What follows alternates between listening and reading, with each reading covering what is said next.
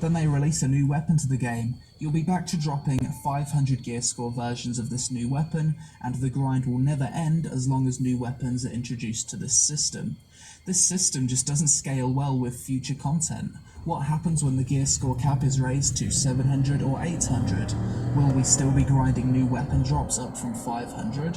What makes this high watermark system even worse is that it's a hidden system that's not trackable in any way.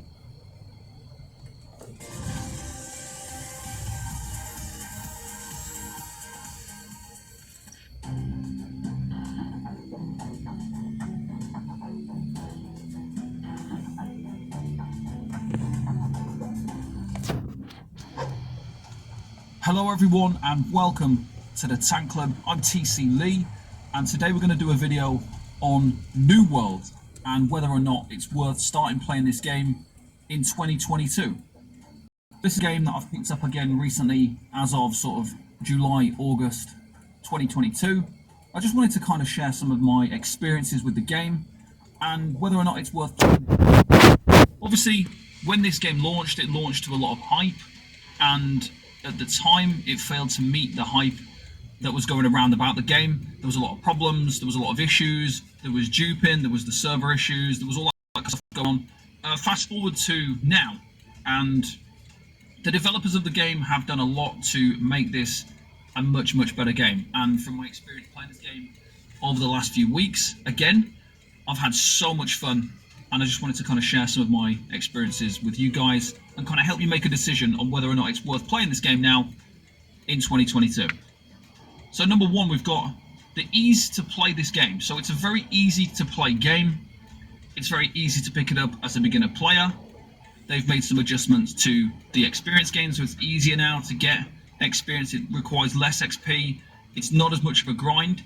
A lot of my friends have joined me on this game over the last couple of weeks and we're having great fun together. So some people have been playing this game a week and a half, 2 weeks, got to level 60, that's the max level.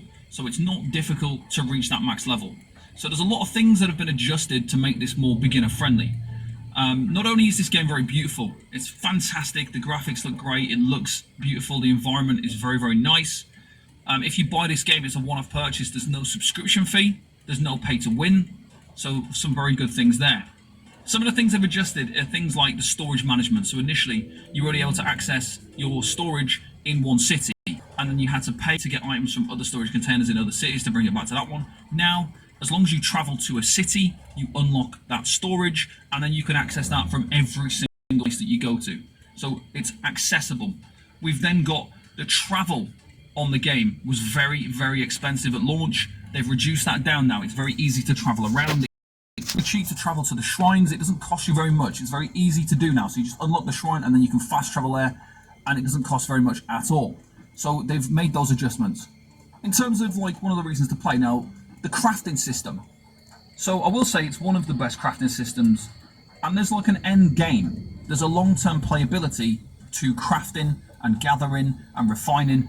There is like an end game part of that. You've got the aptitude system, which is like a mastery system. And when you reach the max level of a craft or a gathering or whatever it is, you then start to progress your aptitude levels. And what this is you will like kind of unlock 3 stages every level where you get a box with a bunch of rewards in. You also get some gypsum in there as well, which means you can purchase some high level weapons and gear when you reach level 60. So there's like an end game to crafting. It's possible to recraft things that you pick up along the way. So you might pick up some gear in one of the expeditions that you really like. You can then go and recraft that now. Different stuff as well. There's things like the improved deconstruction system. That is a new thing that's just recently added. When you deconstruct items, you get a lot more gold now. You get some items that you can use to get more materials back.